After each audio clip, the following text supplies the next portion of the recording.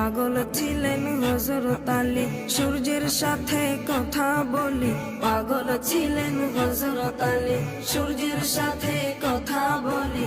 নামাজ আমি পড়লে তুমি যাইবে রে তো